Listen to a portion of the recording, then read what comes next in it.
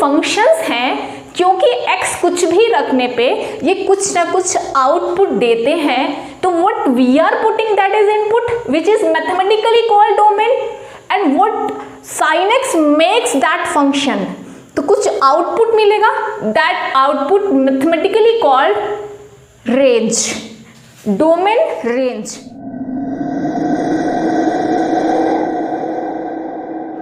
Hello everyone, welcome to maths अजीब। बच्चों, आज के इस वीडियो में हम लोग बात करने वाले हैं बहुत इम्पॉर्टेंट टॉपिक। अगर आप क्लास 11 के साथ साथ जेईई मेंस और एडवांस की भी प्रिपरेशन कर रहे हैं तो आपके लिए डोमेन रेंज का कंसेप्ट और ग्राफ और ट्रिग्नोमेट्रिक फंक्शंस पढ़ना बहुत ज़रूरी है। तो चलिए आज हम बहुत इंटरेस्टिंग वे में पढ़ने वाले हैं।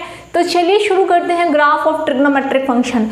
लास्ट वीडियोस में हमने बात की थी कि ट्रिग्नोमेट्रिक फंक्शन का डोमेन और रेंज से क्या मतलब है। जिन बच्चों ने भी वो लेक्चर नहीं पढ़ा है तो वो फिर से समझ सकते हैं कि ये है ट्रिग्नोमेट्रिक फंक्शंस, डोमेन और रेंज। क्लास 11th में आपने नोटिस किया होगा कि हम ट्रिग्नोमेट्रिक रेशियो वर्ड का यूज़ नहीं कर रहे हैं बल्कि ट्रिग्नोमेट्रिक फंक्शंस का यूज़ कर रहे हैं, क्योंकि हमें ट्रिग्नोमेट्रिक फंक्शंस पढ़ना है। ये फंक्शन, डोमेन, रेंज, जिन बच्चों ने लास्ट लेक्चर नहीं अटेंड किया था उनको थोड़ा सा हम हिंट दे देंगे ताकि आपको समझ में आ सके। तो फंक्शन और यूनिट सर्कल और ट्रिग्नोमेट्रिक फंक्शंस का ग्राफ, तो ये बहुत इंटरेस्टिंग टॉपिक है, बहुत इंटरेस्टिंग और इम्पॉर्टेंट सेशन होने वाला है ये। लेकिन कुछ छोटी छोटी बातें हमें याद रखनी हैं, तभी हम ये 100% समझ पाएंगे।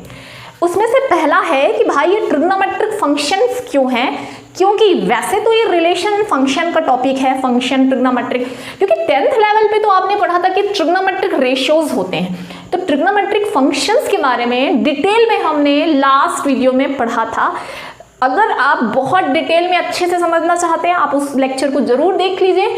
लेकिन इन शॉर्ट अगर मैं इसे समझाऊं तो जैसे हम साइन थीटा 10 तक लिखा करते थे, अब हम लिखेंगे साइन एक्स। अब ये साइन एक्स जो है एक्स पे डिपेंड कर रहा है। This sine x is a dependent function which depends on x. Whatever value we will put here इस फंक्शन में, मान लीजिए इसका नाम एफ एक्स है, whatever value we put here it will give some output. तो जो वैल्यू x की हम रखते हैं वो इनपुट है, और जो हम साइन जो है उस x को कन्वर्ट करता है, ट्रांसफॉर्म कर देता है, तो कुछ और वैल्यू मिलती है जिसे कहा जाता है आउटपुट। तो इनपुट को मैथमेटिकली कहा जाता है डोमेन और आउटपुट को कहा जाता है range. Not only for sine but for with other all trigonometric function this concept works। मतलब ये trigonometric functions हैं, क्योंकि x कुछ भी रखने पे ये कुछ ना कुछ आउटपुट देते हैं, तो what we are putting that is input which is mathematically called domain, and what sin x makes that function, तो कुछ आउटपुट मिलेगा, that output mathematically called range, domain range। तो ये जो 6 ट्रिग्नोमेट्रिक फंक्शंस हैं इसमें इनका डोमेन और रेंज ये यहाँ पे लिखा हुआ है। Domain of sine x is real number which actually tells in sine you can put any value because are prefer for all real numbers. Sine x में आप कितना भी बड़ा एंगल ले सकते हो लेकिन मिलेगा सिर्फ -1 से +1 के बीच। तो जो आउटपुट मिलेगा वो है रेंज और जो रखेंगे हम वो है डोमेन। cos x का डोमेन है रियल नंबर, रेंज है -1 to +1। tan x का डोमेन है r-2n + 1 π/2, क्योंकि tan x के साथ, sec x के साथ, cot के साथ और cos x, साइन और cos को छोड़ के बाकी जो 4 ट्रिग्नोमेट्रिक फंक्शन हैं उनके साथ प्रॉब्लम ये है x की कुछ वैल्यूज रखने पे वो इनफाइनाइट यानी कि नॉट डिफाइंड दे देते हैं। जैसे कि 10 में आप π/2 रखें तो 1090 गिव्स नॉट डिफाइंड या इनफाइनाइट वैल्यू। नॉट ओनली π/2 बल्कि 3 π/2, 5 π/2, 7 π/2 सब कुछ 10 में रखने पर 10 इनफाइनाइट देता है। इसलिए 10 में से वो सारे ऑड मल्टीपल ऑफ π/2 हटाने होते हैं, तब बनता है 10x का डोमेन। तो वी कैन से बच्चों कि 10x का डोमेन है r-2n + 1 π/2, जबकि रेंज है इसका रियल नंबर।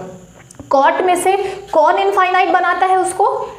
या नॉट डिफाइन बताता है, पाई, 2 पाई, 3 पाई, कुछ भी रखने से कॉट नॉट डिफाइन हो जाता है। तो कॉट एक्स का डोमेन है r माइनस एम पाई और इसका रेंज है r। सेक का बाय सेम एक्सप्लेनेशन, सेक का डोमेन है r minus 2n plus 1 pi by 2 just like 10 और उसका रेंज है r minus open bracket minus 1 2 plus 1। Cosec का डोमेन ये है और ये इसका रेंज है। एक पहली चीज आपको ये पता होना चाहिए। दूसरी चीज आपको पता होना चाहिए कि यूनिट सर्कल क्या चीज होती है एंड ट्रिग्नोमेट्री में जो आपने 10th में पढ़ा था उससे अलग यूनिट सर्कल एक नया कंसेप्ट है जो साइन और कॉस की एक अलग ही डेफिनेशन हमें देता है। तो बच्चों 10th की ट्रिग्नोमेट्री में हमने साइन थीटा के बारे में पढ़ा था कि एक राइट ट्राइंगल होता है और परपेंडिकुलर बेस एंड हाइपोटेनस में sign theta is perpendicular upon hypotenuse, ये हमने पढ़ा था। लेकिन यूनिट सर्कल का क्या कंसेप्ट है कि एक ऐसा सर्कल जिसकी रेडियस है r इज इक्वल टू 1, सीधे 1 लिख लेते हैं। A circle with radius 1 is called unit circle. अब होता क्या है कि जो राइट ट्राइंगल आपने 10th क्लास की ट्रिग्नोमेट्री में पढ़ा था वो एक्चुअली होता कहाँ है। इस सर्कल में अगर कोई पॉइंट है सर्कमफेरेंस पे P, ठीक है, अभी मैं इसके कोऑर्डिनेट नहीं लिख रही हूँ। अब basically the point moves on circumference of this unit circle basically decides that what would be sine cos 10 and मतलब क्लास 10th में आपने जो ट्रिग्नोमेट्रिक रेशियोज पढ़े थे वो डिसाइड करता है ये सर्कल, और वो एक्चुअली होता यहाँ है। तो जैसे इमेजिन कीजिए कि ये जो x एक्सिस है हम इसे बोले theta is equal to 0 and 2 pi, क्योंकि अगर पॉइंट P यहाँ पे है तो वो इस x एक्सिस के साथ जो एंगल बना रहा वही थीटा होता है। तो ये जो पॉइंट अगर लोकेटेड है, this is centre of circle O, अगर OP यहाँ पे है तो वो एक्सिस के साथ कौन सा एंगल बनाएगा, 0 ही बनाएगा। तो इफ OP लोकेट हियर तब थीटा 0 होगा, तो हम एक्सिस को कह सकते हैं थीटा इक्वल्स टू 0। अभी 2 पाई कब कहेंगे हम बताएंगे। इसी तरह से ये मूव होता जाता है, कैसा, एंटी क्लॉकवाइज, घड़ी की डायरेक्शन के अपोजिट ये मूव हो रहा है। मान लीजिए कि एक टाइम पे ये P यहाँ पहुँच गया है और वो एक्सिस के साथ थीटा एंगल बना रहा है। अब इस P से हमने परपेंडिकुलर एक्सिस में डाला जिसे हम PM नाम देते हैं। और अगर हम इमेजिन करें राइट ट्राइंगल, जो ट्रिग्नोमेट्री वाला राइट ट्राइंगल था यहाँ पे, तो ये एक्सिस में चली हुई डिस्टेंस x होगी और ये परपेंडिकुलर डिस्टेंस जो है एक्चुअली y एक्सिस की डिस्टेंस जो है वो ये है, this is the perpendicular distance and this is r which is radius of the circle which is basically 1। अब अगर मैं अपने साइन थीटा वाला कंसेप्ट जो 10 थीटा में मैंने 10th क्लास में पढ़ा था वो हम यहाँ पे लगाएं तो we can say sine theta is equal to PM upon OP। तो sine theta is equal to PM यानी कि y अपॉन OP यानी कि 1, यानी कि हम कह सकते हैं कि यूनिट सर्कल में हमें साइन थीटा की वैल्यू मिलती है y, और अगर इसी राइट ट्राइंगल में हम कॉस थीटा यानी कोसाइन निकालना चाहें तो वो होता है बेस अपॉन हाइपोटेनस, यानी हम इसे डिफाइन करें तो this is OM upon OP, हम ये कह सकते हैं इसे। तो cos theta is equals to x upon 1, यानी कि कॉस थीटा मिल जाता है आपको 1x। तो अब क्लास 11th में जब तक हम ट्रिग्नोमेट्रिक फंक्शंस पढ़ेंगे हम कहेंगे कि किसी भी पॉइंट का x कोऑर्डिनेट है cos थीटा और y कोऑर्डिनेट है sin थीटा, और यही बेसिकली यूनिट सर्कल में होता है। x कोऑर्डिनेट कहलाता है cos थीटा और y कोऑर्डिनेट कहलाता है sin थीटा, जबकि हमने 10th में कुछ और लेवल पे इसे पढ़ा था। अब उसी कंसेप्ट को हम जब यूनिट सर्कल में लगाते हैं तो हम sin थीटा y पाते हैं और cos थीटा x पाते हैं।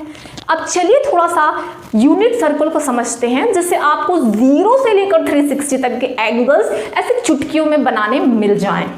यूनिट सर्कल के एंगल्स को आप इस तरह से बना सकते हैं। अब देखने में ये इतना खतरनाक लगता है, हमें याद कैसे होगा कि कौन सा एंगल कहाँ होता है। तो देखिए जैसे मैंने आपको बताया कि एक एंगल थीटा अगर 60 है या 45 है उस हिसाब से साइन डिफाइन होगा। साइन कुछ और नहीं है बच्चों, y कोऑर्डिनेट है और cos कुछ और नहीं है, x कोऑर्डिनेट है। तो यानी ये जो वैल्यूज हमें मिलती हैं ये साइन और कॉस की, ये कॉस और साइन की कोऑर्डिनेट ही हैं। तो जैसे यहाँ पे ये देखिए यूनिट सर्कल में ये पहला लाइन जा रहा है π/3 पे, और उस समय हम π/3 यानी 60 डिग्री पे हम कह रहे हैं कि फर्स्ट वैल्यू है हाफ। तो जो फर्स्ट वैल्यू है वही तो कॉस है, तो हम कहेंगे cos 60 is half and sin 60 is √3/2। और इसे बनाना भी बहुत आसान है, बहुत ईजी, आप चुटकियों में इसे बना सकते हैं। कोई भी एंगल यू निकाल सकते हैं, यू बना सकते हैं। तो अगर आपको इसे बनाना सीखना है प्रीवियस वीडियो जरूर देखिए, क्योंकि आज हम अगर ये बनाएंगे तो हम ट्रिग्नोमेट्रिक फंक्शन का ग्राफ बनने में हमें काफ़ी टाइम लग जाएगा। तो वो जो यूनिट सर्कल का कंसेप्ट हमने बताया, तो ये जो एंगल्स हैं π/3, π/4, π/6 ये फर्स्ट क्वाड्रेंट में होते हैं, इसी तरह से ये सेकंड क्वाड्रेंट में कैसे मिलता है, थर्ड क्वाड्रेंट में कैसे मिलता है, फोर्थ क्वाड्रेंट मिलता है। बहुत इंटरेस्टिंगली आप इसे बना सकते हैं, within 30 second to 1 minute में आप बना सकते हैं। सारी वैल्यूज आपको याद हो जाएंगी। Memorising trick of unit circle हमने डिस्कस किया था, ये सब आप बना पाओगे। लेकिन हम यहाँ पे बताने ये वाले हैं बच्चों कि ये जो वैल्यूज मिल रही हैं, the first x coordinate is actually cos and the y coordinate is sin। यानी किसी डिग्री पर अगर OP x एक्सिस के साथ कोई भी एंगल बना रहा है तो उस पॉइंट P का कोऑर्डिनेट x cos थीटा है और y sin थीटा है। यानी किसी एंगल पे x और y कोऑर्डिनेट कुछ और नहीं है बच्चों, cos theta and sin theta है। यही इसका मेन जो है कंसेप्ट है। अब इस यूनिट सर्कल के कंसेप्ट को यूज करते हुए हमें ग्राफ पढ़ना है ट्रिग्नोमेट्रिक फंक्शन का। तो अब हम इस ग्राफ को खींचते हैं, ड्रॉ करते हैं sin x का ग्राफ। जैसे कि हमने बात की कि sin x एक फंक्शन है, तो sin x फंक्शन x पे डिपेंड कर रहा है, यानी हमारे लिए एक वेरिएबल x है और दूसरा वेरिएबल खुद sin x है, यानी कि y की जगह। Linear equation of two variables, class 10th में आपने ग्राफ प्लॉट करना सीखा है। क्या अप्रोच हम वहाँ पे यूज करते थे कि x की वैल्यूज के रिस्पेक्ट में y कैसे चेंज होता है, तो आप यहाँ पे x लिया करते थे और यहाँ पे y लिया करते थे। इसी तरह से हमने यहाँ पे x की वैल्यूज ली है और यहाँ पे sin x की वैल्यूज है। 0 पे 0 मिलता है, π/6 पे 1/2 है, π/3 पे √3/2 है, π/2 पे 1 होता है। अप टू एक पूरे पीरियड में मैंने 2π तक की वैल्यूज यहाँ पे लिख रखी है। वैसे ग्राफ बनाने के लिए आप इससे कम वैल्यू पे भी समझ सकते हैं, बट 2π पीरियड तक ऑलमोस्ट यूनिट सर्कल की सारी वैल्यूज मैंने यहाँ पे लिख ली है, आप उससे कुछ कम भी ले सकते हो। ठीक है, अब ये है sin x की डोमेन है R, मतलब आप sin x में ले कुछ भी सकते हो, बट रेंज क्या है -1 से +1, यानी ये कहता है कि आप लो कितना भी बड़ा एंगल, लेकिन मिलेगा -1 से +1 के बीच ही। ठीक है, तो ये देखिए ये y एक्सिस, ये y एक्सिस में कौन रहेगा, मैंने क्या बताया कि sin x यूनिट सर्कल में जो y है वही sin x है और जो x है वो cos x है। लेकिन हम अभी ग्राफ खींच रहे हैं किसका, sin x का, तो जो y है यानी वर्टिकल डिस्टेंस है दैट इज sin, तो यानी y sin x को शो करेगा यहाँ पे, this y axis shows the value of sin x, तो y की वैल्यू y एक्सिस में चलेगी और जो हम एंगल लेंगे वो x एक्सिस में जाएगा। सबसे पहले साइन जो है स्टार्ट होता है 0 पे 0 है, तो साइन 0 इज 0, वेयरएज π/2 पे, π/6 पे ये हाफ मिलता है, half is middle most element of 0 and 1, maximum 1 मिलने वाला, तो y एक्सिस में मैंने 1 तक ही लिया है। अब π/6 पे कहीं π/6 0 से 90 के बीच कहीं है, तो ये इस तरह से जाता हुआ, ये जाता हुआ और उसके बाद इस तरह से वेरी होता जाता है, and at π/2 it reach to its maximum height. उसके बाद क्या होता है, sin x अपनी मैक्सिमम हाइट π/2 पे को एक्सेप्ट करता है π/2 पे, और जैसे आप π/2 से आगे लेना एंगल चालू करते हैं वो वापस डिक्रीज होने लगता है, एंड एट पाई आपको पता होगा कि sin π 0 होता है, कम होते होते पाई पे वो फिर से 0 हो जाता है, और उसके बाद पाई के आगे, यानी अब हम पहुंच चुके हैं किस क्वाड्रेंट में, 0, theta is equal to 0, theta is equal to π/2, और π/2 के आगे यानी हम पहुंच चुके हैं सेकेंड क्वाड्रेंट में, और यहाँ पे थीटा इक्वल टू पाई, और सेकेंड क्वाड्रेंट में साइन पॉजिटिव होता है। ऑल स्कूल टू कॉलेज से मैंने आपको बोला था कि आप क्वाड्रेंट में याद रखिए, फर्स्ट क्वाड्रेंट में all positive, all school to college, इससे आप याद कर सकते हो। ऑल में फर्स्ट क्वाड्रेंट में all are positive, second quadrant में sine is positive, third quadrant में tan is positive, fourth quadrant में कॉस इज पॉजिटिव। तो आपको पता है कि सेकेंड क्वाड्रेंट में भी साइन पॉजिटिव ही होने वाला है, यानी कि जब पाई से पाई/2 से पाई के बीच में होता है उस टाइम पे भी साइन पॉजिटिव होता है, इसलिए पाई/2 से पाई के बीच, लेकिन पॉजिटिव तो है बट ये डिक्रीज होता जाता है और पाई पे 0 मिल जाता है। अब पाई के आगे की बात करें तो पाई के आगे यानी पाई से 3π/2 तक ये हमें मिल गया थर्ड क्वाड्रेंट, और थर्ड क्वाड्रेंट में 10 ही पॉजिटिव होता है, बाकी सब नेगेटिव होते हैं। इसका मतलब साइन नेगेटिव होता है, और जब वो नेगेटिव होगा तो यानी वो y नेगेटिव, y यानी कि साइन x, तो साइन x का नेगेटिव होना यानी बिलो ओरिजिन, यानी हम यहाँ पे बनाएंगे ग्राफ को। और इसलिए जब पाई से आगे कोई भी वैल्यू ली जाती है तो साइन x नेगेटिव होना स्टार्ट हो जाता है। जैसे कि 7π/2 आप लेते हो, 7π/6 लेते हो तो नेगेटिव हाफ मिलता है, और 5π/4 लेते हो तो नेगेटिव 1/√2 मिलता है, 4π/3 जब आप लेते हो तो नेगेटिव √3/2 मिलता है। तो 7π/6, 5π/4, 4π/3 ये तीनों के तीनों जो है थर्ड क्वाड्रेंट में है। इन तीनों में हम देख सकते हैं कि नेगेटिव अप्रोच है, नेगेटिव वैल्यू मिल रही है, तो ये नेगेटिव मिलना स्टार्ट हो जाता है। और मिनिमम वैल्यू मिलती है 3π/2 पे, क्योंकि 3π/2 पे वो साइन -1 हो जाता है, और उसके बाद 3π/2 से आगे यानी हम पहुंच चुके हैं फोर्थ क्वाड्रेंट में, और फोर्थ क्वाड्रेंट में फिर से साइन नेगेटिव होता है, लेकिन यानी बनेगा ग्राफ यही, लेकिन अब जो है फंक्शन इंक्रीजिंग हो जाता है, यानी आगे जो है वो बढ़ना स्टार्ट कर देता है, और उसके बाद 2π पे पहुंच के वो पॉजिटिव हो जाता है। यानी अगर हम इसे समझें तो इस तरह की वेव हमें मिलेगी, और 2π पे अगेन साइन बिकम्स 0, तो 0 पे भी 0 था, 2π पे भी 0 था, और इस यानी 0 से 2π के बीच साइन डिफरेंट वैल्यू एक्सेप्ट किया, लेकिन 2π पे फिर से वही वैल्यू साइन में आ गई। तो 2π जो है उसका 1 पीरियड है, तो 0 से 2π तक जो है वो साइन का 1 पीरियड है। अब हम 2π के आगे लेना चालू करेंगे, फिर वही खेल चालू होगा, फिर से ये वैल्यू अब रिपीट होगी 2π के आगे। 2π का मतलब एक्चुअली 0 से ही है, उसके बाद आप फिर लिखिए 2π पे, तो 2π पे अगर हम लेंगे तो फिर से वही खेल यहाँ पे चालू हो जाएगा।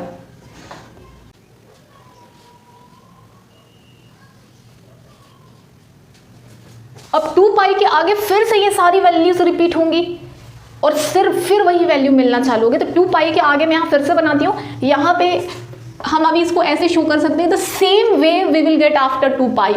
और what if you take angle clockwise, if rotation has taken place clockwise and in that case angle would be negative, और अगर एंगल नेगेटिव होगा तो sine negative theta is equal to negative of sine theta. इसका मतलब अगर angle negative हुआ यानी x negative लेना चाहोगे तो ओरिजिन के लेफ्ट साइड जाओगे, और उस टाइम y भी आपको नेगेटिव ही मिलेगा। तो आपको कुछ इस टाइप से आपको -1 यानी सबसे मिनिमम मिलेगा -π/2 पे, उसके बाद फिर से ये बढ़ना चालू होगा और -π पे फिर से वो 0 हो जाएगा। तो ये जो है वेव वो चलती जाती है, ये है साइन x का ग्राफ। इससे हम यूनिट सर्कल से कैसे रिलेट करते हैं, जैसे हमने ये बताया था कि जैसे ये OP मूव होता है एंटी क्लॉकवाइज तो एंगल बढ़ता जाता है, और उस टाइम ये वर्टिकल जो डिस्टेंस है, ये वर्टिकल वैल्यू हाइट y ही साइन थीटा है। तो इसका मूव होना, मान लीजिए ये यहाँ आ गया होता तो ये साइन होता, ये अगर यहाँ हो गया होता तो साइन यहाँ होता, अगर ये यहाँ हो गया होता तो साइन ये होता, अगर ये यहाँ हो गया होता तो ये साइन होता, अगर ये ऐसा हो गया होता ये साइन होता। इसका मतलब एंगल कितना भी हो y ही वर्टिकल डिस्टेंस ही साइन है। और अगर हम इसे ग्राफ में समझना चाहें तो जैसे ये इधर मूव हो रहा है वैसे ये वर्टिकल जो डिस्टेंसेस हैं, ये जो हाइट है, ये आपको ये बता रही है यही साइन की वैल्यूज़ है। तो ये है साइन की वैल्यू, यानी जैसे यहाँ पे ये मैंने ये लिया है तो ये साइन है, इसके आगे कहीं यहाँ एंगल हुआ होता तो नेक्स्ट वैल्यू ये साइन की वैल्यू होती। हो रहे हैं यूनिट सर्कल में साइन यहाँ है, और इस तरह से आपको ये साइन की वैल्यूज जो है मिलती जा रही है। जैसे जैसे ये एंगल बढ़ता जा रहा है वर्टिकल डिस्टेंस यानी आपको ये साइन मिलता जा रहा है। तो ये दोनों चीज़ें एक्चुअली सेम हैं and this is graph of sine x.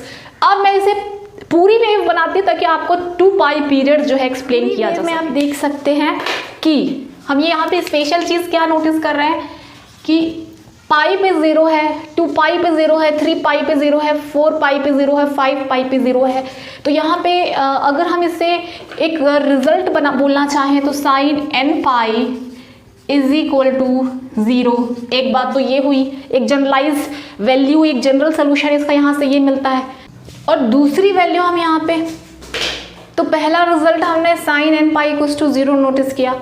दूसरी चीज़, ये जो आपको पीक वैल्यूज़ दिख रही हैं, ये सारी पीक वैल्यूज़ हैं, ये सारी पीक वैल्यूज़ इस समय वर्टिकल जो हाइट है, वर्टिकल डिस्टेंस है वो 1 ही है, क्योंकि maximum value of sine is 1। तो यहाँ पे भी 1 है, यहाँ पे भी 1 है, यहाँ पे भी 1 है, यहाँ पे भी 1 है। अब हम ये देखते हैं कि ये लोग की वैल्यू है क्या।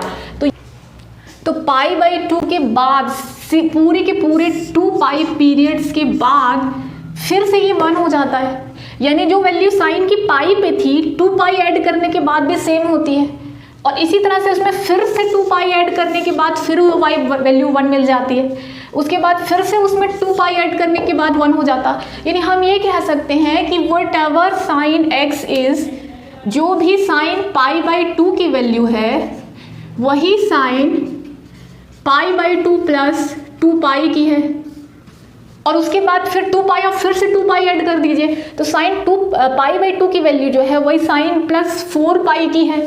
तो हम यहाँ से एक रिजल्ट कह सकते हैं कि sine pi by 2 plus 2 pi is equal to sine pi by 2 plus 4 pi. अब 2 पाई, 4 पाई, 6 पाई, 8 पाई, इसे आप मैथमेटिकली कैसे कह सकते हो, 2n पाई कह सकते हैं हम। तो यहाँ से, and not only for pi by 2, हमने तो सिर्फ पाई बाई 2 का एग्जांपल लिया है। हर एंगल में 2 पाई ऐड करने पे, 4 पाई ऐड करने पे साइन सेम वैल्यू देता है। तो हम इसे कह सकते हैं कि साइन थीटा या एक्स भी बोल सकते हैं plus 2n pi is equal to sine theta, या फिर sine x plus 2n pi is equal to sine x। तो इस ग्राफ को स्टडी करने के बाद हम एक रिजल्ट पे पहुंचे हैं, this is very important reduction formula, जो एंगल को छोटा कर देगा। यानी जैसे आपको साइन में बहुत बड़े एंगल की वैल्यू निकालनी है, तो आप साइन को स्टडी कर चुके हैं कि साइन तो जो है थीटा प्लस 2n पाई पे भी वही देता है, साइन में हमेशा वही आता है। साइन का ग्राफ एक वेव है और sine x is periodic function, it always oscillate between -1 to +1। -1 से कभी उसमें कम नहीं मिल सकता और +1 से कभी साइन में ज़्यादा नहीं मिल सकता। Range of sine x is -1 to +1। Graph of sine x, some important results after studying graph of sin x, that the first one is sin n pi equals to 0, second is sin theta plus 2n pi is equal to sin theta.